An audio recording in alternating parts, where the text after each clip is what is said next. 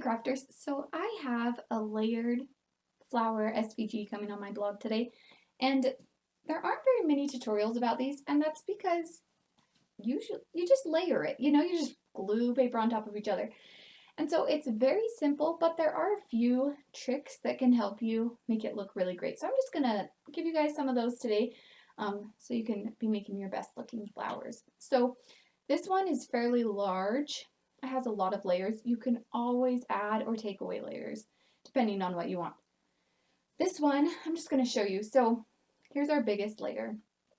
One of the biggest things about layered flowers is the dimension you give it. If I were to just glue all these as is, you wouldn't even be able to see all the flowers. So you want to make sure you have some sort of curling or folding going on. I'm just going to show you a couple different ways to do that. So with this biggest one, I'm going to show you the finger method. This is more curly, so you just stick one finger on top, two on bottom, and just kind of press. Think like when you're making a pie on Thanksgiving, and you squeeze the edges. Same idea. This will give you a more rounded look. It's not going to be super pointy. Okay, so I'll do that for this one. Typically, you'll want to do the same method throughout the whole flower, but sometimes I do the outside layers slightly different than the inside, and that just adds a little dimension. All right, so this one I was just folding around, didn't do anything to the middle. Okay, that's option number one.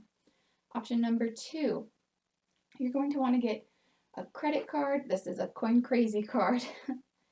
They don't have coins at arcades anymore. You get a card. Or you can use Silhouette tool, Cricut tool, even a ruler. This one would not be my first choice just because it's a little thicker, especially if you're doing a small flower. I'm going to use the Coin Crazy card today. So go ahead and place it in the middle of your petal. I'm trying to see. There you go. You guys can see that. You're just going to place it in the middle of your petal and then fold. Now, if I were to do that, I would get a line all the way across, and I'll show you what that looks like. Usually, I do it slightly different, but let me show you because both are valid options. So I'm just going through and folding. So I just fold on one side and pull it to the top. I don't touch the other side. Just put it in the middle, grab one side, fold it to the card. One side, fold it to the card. One side, fold it to the card. Oop, I didn't kind of miscenter there. Okay, now let me see how close I can get. You can see the lines, they don't go into the center. They kind of go every which way, and that totally works. But if you're a perfectionist like me, when you do it, you'll just want to make sure that the end of your card goes in the center, and then do the same thing. So either way works. When you get to the smaller flowers, this method is pretty challenging. I'll try to show you, but it's so tiny. So even if I do the whole flower with the card, for the last one, I just use my fingernail because it's just so small. It's too hard to get it in. Okay, so we have the finger folding method and then the card folding method. Some other ways are just folding the flower itself. So these flowers are not symmetrical, they're a little off.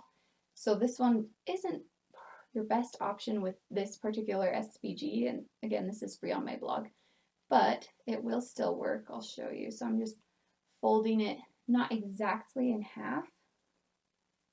It's hard for you guys to see, I know. I'm just folding it so it goes on two lines, but it doesn't necessarily fold it in half. And this one is not my favorite just because it wears on the paper. It is just paper. And so it can start getting that kind of ragged look, which it just depends on what you're going for. If you're going for a more weathered looking, soft flower, then that works great. So I actually like this better today than I usually do. But there you go. There's the folded method. And it's really hard for you guys to see, and I apologize for that. It's kind of one of those things you have to see it in real life. But try these out. Figure out which one you like the best.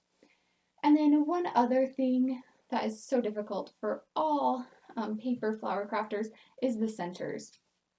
And so especially with layered, it's like, what do you do at the end? So this one I just left open and that looks fine. You can also add just one colored flower. This one is slightly smaller than the center that's already in here. Here I have a clip down here. I'll make it real for you guys so it doesn't fall off. So there's that one, and it just adds a little pop. You can also add a little bit of foliage or just a different type of flower in the center, and that looks really nice. And then the other option, of course, is bedazzlement. This one just has a jewel in the center. That works well. I have tried doing just a circle of paper, glitter or plain, and I just can never get it to give the dimension I want. So you're welcome to try that. I personally find the diamonds or the flower to be better.